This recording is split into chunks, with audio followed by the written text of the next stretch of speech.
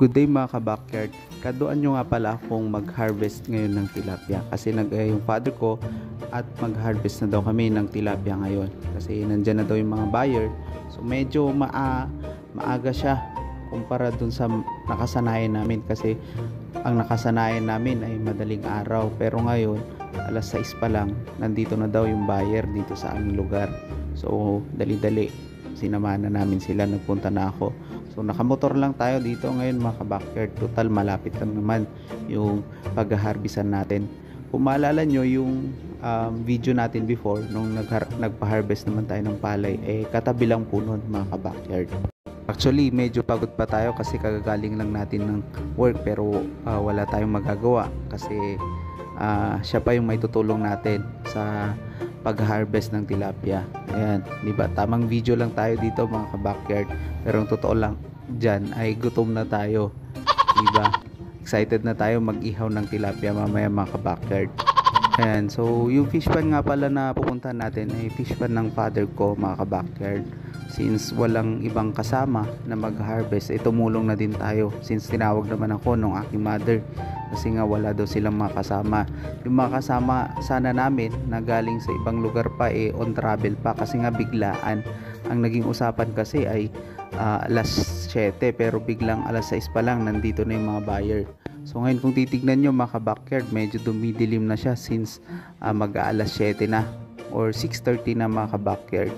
So sakto mamaya mag-harvest tayo, madilim na. Okay na okay siya para sa mga isda, para hindi sila mabigla mga ka-backyard. Kasi once na nabigla sila mga ka-backyard, delikado yon. Pag nabigla sila, possible ikamatay ng mga isda, which is hindi na bibilhin ng mga buyer mga ka-backyard. Magiging lugi na kami, lugi na yung father ko. Sobrang mahal or sobrang mura pala ngayon ang bili sa amin mga ka-backyard. Ang bintahan sa labas 135, pero ang kuha lang sa amin ng mga buyer ay 105 mga ka-backyard. Depende pa po yun sa size ng mga isda. At the same time, sa kada 15 kilos na timbang mga ka-backyard, 1 kilo doon na pupunta sa buyer. Tignan nyo mga ka-backyard, pero ganun talaga, wala tayong magagawa. Yun yung kalakaran mga ka-backyard. Medyo pagdating ko nga dito mga ka-backyard, nagulat ako pa lang pala yung nandito. Kasi yung mother ko at father ko nagtawag pa ng iba naming mga kasama, mga pinsan ko. Ayan. So eto na mga ka-backyard, nag-video na tayo, ongoing na yung pag-harvest namin ng tilapia. Madilim na mga ka-backyard kasi mga 8 o'clock or 9 o'clock na to mga ka-backyard. So dumating na din yung mga kasama namin na mag-harvest na galing dun sa ibang lugar, yung mga tito ko. Ayan, sobrang layo lang mga ka-backyard ng pagbubuhatan namin kasi nga meron pa kaming dadaanan na bukid. Ang kagandahan naman mga ka-backyard, na-harvest na yung mga palay dun sa dadaanan namin na bukid. Ayan naman mga ka-backyard, yung dealer or bumibili ng tilapia. Ito yung timbangan nila mga ka-backyard. So kada timbang mga ka-backyard ay 16 kilos, pero yung count lang po nun ay 15 kilos lang kasi yung 1 kilo ay napupunta sa kanila mga ka-backyard. Bali, tapos na kami dito mga ka-backyard, mga 10 o'clock na nung natapos kami. Yung mga kasama namin na iba, nagpre-prepare na kasi mag-iihaw daw sila ng tilapia. Tapos tayo naman, tamang abang lang, tamang nodod lang, tapos tamang pahinga lang mga ka-backyard. Ito naman yung paghahatian namin mga ka-backyard. So actually, ito yung mga reject na, or hindi naman siya totaling reject, mas mababa nga lang yung timbang. So pag masyadong mababa yung timbang or yung size, hindi na namin binibenta sa kanila kasi sobrang mura ng kuha nila. Nasa 60 plus, 80 plus lang yung kuha nila dito mga ka-backyard. So ngayon gagawin namin, maghahati-hati na lang kami dito.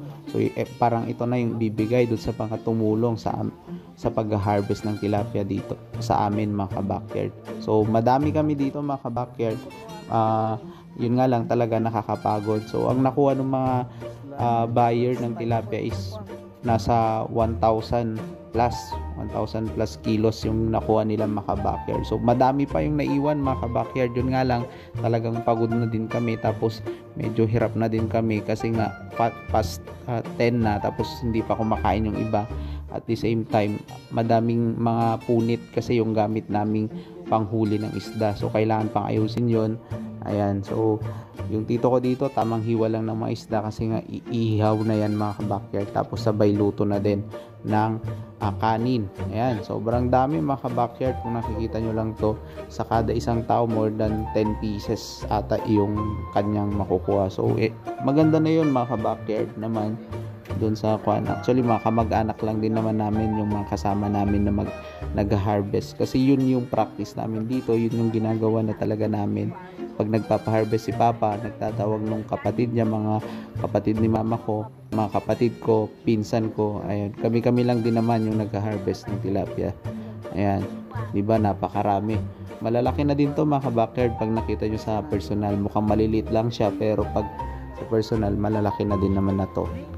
Ayan, actually meron yung mga maliliit, nagtatawanan nga sila, yung melda ata yung tawag doon, kasi may nahuli kaming ganun mga kabakyard.